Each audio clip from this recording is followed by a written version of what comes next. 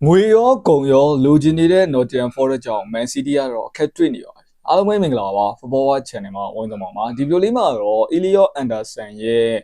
့နည်းနည်းလေးပေါ့နော်ကျွန်တော်တို့ဒါပြောစရာဖြစ်နေတဲ့အပြောင်းရွှေ့ကြောင်းကိုဆွေးနွေးတင်ဆက်သွားမှာဖြစ်ပါတယ်ဒီအပြောင်းရွှေ့ဈေးကွက်ဟာကျွန်တော်တို့မြင်တွေ့ခဲ့မှုတဲ့အပြောင်းရွှေ့ဈေးကွက်တွေထဲမှာပို့ပြီးတော့ငွေကြေးဖောင်းပွားမှုနဲ့ဈေးကွက်ဖောင်းပွားမှုများတဲ့ဈေးကွက်တစ်ခုလို့အခုချိန်မှာကျွန်တော်တို့ပြောလို့ရနေပြီနည်းနည်းလောက်အရေးချင်းရှိတယ်နည်းနည်းလောက်နာမည်ထွက်တဲ့ကစားသမားဆိုရင်ယူရိုတန်း40နဲ့60ကျောင်းမှာကျွန်တော်တို့သုံးရမယ်အဲ့ဒီထက်နည်းနည်းလေးပိုကောင်းတဲ့ကစားသမားဆိုရင်ကျွန်တော်တို့ဒါယူရိုတန်း80ယူရိုတန်း90ပေါ့နော်တန်း80အဲ့ဒီဝင်းကျင်မှာသုံးရမယ်တကယ်လို့ဈေးကွက်ထဲမှာလူတိုင်းလိုချင်နေပြီးတော့ရှားပါတဲ့ profile နေရှားပါတဲ့ခြေသွမ်းမျိုးနဲ့ဆိုရင်တော့အနည်းဆုံးယူရိုတန်း100ယူရိုတန်း130သုံးရမယ်အဲ့ဒီထက်လွန်သွားပြီးတော့Everett လို့ဂျောင်နီဘတ်တို့လို့ပြီးဗီတင်ညာတို့လိုကစားသမားတွေအိုလီဆေးတို့လိုကစားသမားတွေဆိုရင်ယူရိုတန်း150ဆိုတဲ့ပုံစံမျိုးထိဈေးကွက်ကတောက်လျှောက်ဖောင်းပွားလာတယ်အဲ့တော့ဈေးကွက်ဖောင်းပွားလာတာကကျွန်တော်တို့နဲ့တော့မဆိုင်ဘူးပေါ့ဗျာဒါပေမဲ့ဒါတွေကကျွန်တော်တို့ရဲ့စိတ်ခံစားမှုကိုပြောင်းလဲဖို့လိုတယ်ဆိုတာကိုတော့ပြောဖို့လိုတယ်အဲ့တော့တင်းကမန်စီးတီးပြည်သက်တယောက်ပဲဖြစ်ဖြစ်မန်ချက်စတာယူနိုက်တက်ပြည်သက်တယောက်ပဲဖြစ်ဖြစ်ပေါ့နော်တခြားဘယ်အသင်းပြည်သက်တယောက်ပဲဖြစ်ဖြစ်ကိုအသင်းကโอเคယူရိုတန်း100ပေးပြီးခေါ်လိုက်ရတယ်လို့အသက်မစီခြင်းဘူးပေါ့နော်ယူရိုတန်း100ကပေးမှပဲရတော့မယ့်အနေအထားမျိုးဖြစ်တဲ့အတွက်အသင်းတွေကအပြောင်းအရွှေ့တွေကိုငွေကြေးအမြောင်များနဲ့လုံနေရတယ်လို့ပြောလို့ရတယ်အဲ့တော့ဒီနေရာမှာကျွန်တော်တို့ဈေးကွက်ပေါ်မြင်တဲ့အမြင်ကိုနည်းနည်းလေးပြောင်းလဲဖို့လိုလာပြီဈေးကွက်ကဖောင်းပွားလာပြီအဲ့တော့ယူရိုတန်း100 120 130ဆိုတာဘာမှမဟုတ်တော့တဲ့အနေအထားတစ်ခုထိရောက်လာခဲ့ပြီဖြစ်ပါတယ်အဲ့တော့အခုပြောမယ့်အပြောင်းရွှေ့ကလည်း Elliot Anderson ရဲ့အပြောင်းရွှေ့မင်းညပိုင်းမှာ Manchester City အသင်းက Elliot Anderson အတွက်အပူစုကြီးအပါဝင်ပေါ့နော်ဒါဖော်ပြချက်တွေအရာကနဦး Fisby က106တန်းမှာပြီးရင်နောက်ထပ်အပူစုကြီး Aaron ဖြစ်15တန်းနဲ့စုစုပေါင်းပေါင်121တန်းနဲ့ကန်လန်းခဲ့ပါတယ်ပေါင်နော်ယူရိုမဟုတ်ပါဘူးအဲ့တော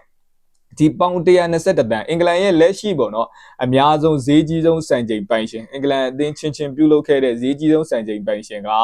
ကျွန်တော်တို့ဒါအလက်ဇန္ဒာအိဆက်ဖြစ်ပါတယ်မနေ့ကနွေရာသီကဖြစ်သွားခဲ့တာဖြစ်ပြီးတော့လီဗာပူးသင်းကနယူကာဆယ်ထံကနေပေါင်125တန်းထိပေးပြီးတော့ခေါ်ခဲ့တာပါအဲ့ဒီနောက်မှာ Moises Caicedo 115တန်း Declan Rice 105တန်းပေါ့နော်ဒါတွေအပူစုကြီးပါဝင်ပြီးသားတွေပ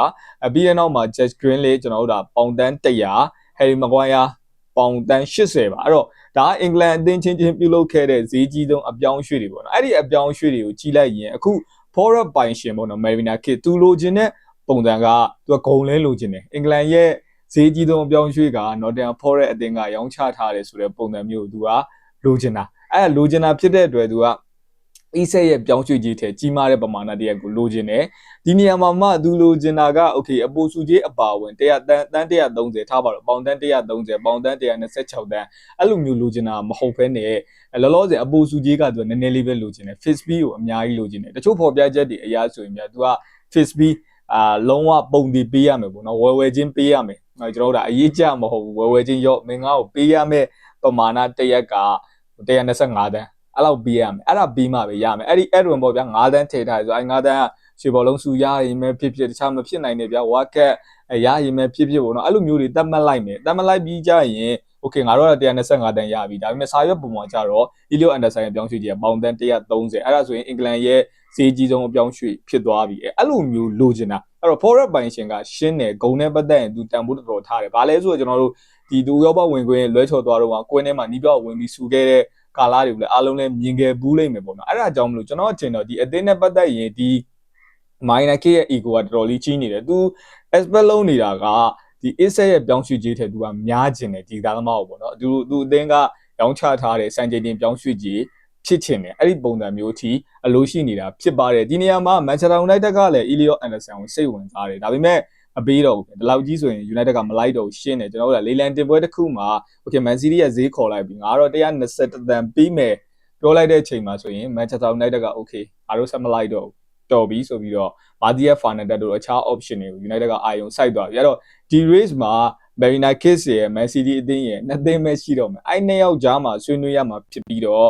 World Record fee မဟုတ်ဘူးအင်္ဂလန်ရဲ့စံချိန်တင်ပြောင်းရွှေ့ကြီးကိုကြော်ပြီးတော့လိုချင်တဲ့ပမာဏဖြစ်ပါတယ်အဲ့တော့ Man City ပြည်သက်တွေဘယ်လိုထင်ကြလဲဒီ125တန်းထဲကျော်တဲ့ပမာဏတရက်ကိုပေးတင်လားမပေးတင်ဘူးလားเนาะခွင့်မမှာဝင်ရောက်ဆွေးနွေးပေးခဲ့ကြပါဦးအဲ့တော့ဒါကကျွန်တော်တို့ဒါအင်္ဂလန်အသင်းချင်းပြုလုပ်ထားတဲ့ပြောင်းရွှေ့ကြီးတွေထဲမှာ Isse ရဲ့ဆိုင်ချိန်ကို Forward ကချိုးကျင်တယ်အဲ့တော့ Man City ကကောသူတို့အသင်းရဲ့သမိုင်းတစ်လျှောက်မှာ ဘယ်လောက်ထိပေးပြီးတော့ခေါ်ခဲ့ဘူးလဲပေါ့နော်ဒါကိုကျွန်တော်တို့တစ်ချက်ပြန်ပြီးတော့လေ့လာကြည့်အောင် Man City တင်းရဲ့ဈေးကြီးဆုံးပြောင်းရွှေ့၅ခုကိုကြည့်မယ်ဆိုရင်သူတို့ဈေးကြီးဆုံးပေးခဲ့တဲ့ပြောင်းရွှေ့ကြီးက Jack Grealish ပါနော်အဲ Jack Grealish ကပေါင်တန်း100 Aston Villa ကနေ Man City ကိုရောက်လာခဲ့တာဖြစ်ပါတယ်ဒါ Man City ပေးပြီးခေါ်ခဲ့တဲ့ပေါင်တန်း100ပါအဲ့တော့ယူရိုနဲ့တွက်မယ်ဆိုရင်အဲ့ဒီတုန်းကပေါင်ကနေယူရိုလဲတဲ့နှုန်းတွေပါညာတွေကပေါ့နော်ကျွန်တော်တို့ inflation ဖြစ်တာတွေပါနေကွဲပြားနိုင်တဲ့ဖြစ်တဲ့အကြောင်းပေါင်တီးတန်းကိုဆင်ထားတာဖြစ်ပါတယ်ပြီးတော့ Jesco ကဘာဒီရော88တန်းအဲ့ဒီနောက်မှာကျွန်တော်တို့ဒါမာမွတ်တို့ရှိမယ်စီမန်ညိုတို့ရှိမယ်ဝူဘင်တီရက်တို့ရှိမယ်ပေါ့ဒီဟာတွေကမန်စီးတီးတင်ဈေးကြီးဆုံးပေးပြီးတော့ခေါ်ယူခဲ့တဲ့အပြောင်းအရွှေ့တွေဖြစ်ပါတယ်အဲ့တော့ဒါကမန်စီးတီးအတွက်လည်းကစားသမားတစ်ယောက်ကိုကန်လန်းတဲ့နေရာမှာစံချိန်တင်အပြောင်းအရွှေ့ဖြစ်တယ်လို့ဖော်ရက်အတွက်လည်းစံချိန်တင်ပြောင်းရွှေ့ကြီးပါဒါပေမဲ့ဖော်ရက်ကတော့ okay အသင်းအတွက်စံချိန်တင်ပြောင်းရွှေ့ကြီးဖြစ်နေပေမဲ့အင်္ဂလန်ရဲ့အကြီးမားဆုံးကစားသမားရောင်းချမှုအင်္ဂလန်အသင်းချင်းစံချိန်တင်ပြောင်းရွှေ့ကြီး125တန်းထက်ကျော်တဲ့ပမာဏတစ်ကိုလိုချင်နေပါတယ်အဲ့တော့ brother တို့ဒီအပြောင်းရွှေ့ပေါ်ဘယ်လိုမြင်ကြလဲမန်စီးတီးကတစ်ဖက်မှာတိုနာလီကိုလည်းစိတ်ဝင်စားနေတယ်ဗျာ Elliot Anderson ကို skip ပြီးတော့တိုနာလီဘက်ကိုရွှေ့သွားတင်တယ်လို့ထင်ကြလားခွန်မမဝင်အောင်ဆွေးနွေးပေးကြပါဦး Elliot Anderson ကတော့ Man City ကိုမငြင်းဘူးဗျာ Man City နဲ့ပုံကိုရသဘောတူညီမှုရပြီလို့တောင်ယူဆလို့ရတယ်တရားဝင်တော့မထွက်သေးပေမဲ့ Man City က Elliot Anderson လိုချင်တဲ့လားစာကိုပေးမှာပဲအဲ့ဒီအနေထားမှာပြောင်းရွှေ့ကြရပါတော့အစ်ဆက်ထပ်ပို့ပြီးတော့များကျင်တယ်လို့ပြောနေတယ်အဲ့ brother တို့အထီးပေါ်ဘယ်လိုမြင်ကြလဲဝင်အောင်ဆွေးနွေးကြပါဦးကျေးဇူးအများကြီးတင်ပါတယ်ကျွန်တော်အကောင်လေး follow လုပ်ခဲ့ပါဦးနောက်ထပ် video မှာပြန်တွေ့ကြပါမယ် good luck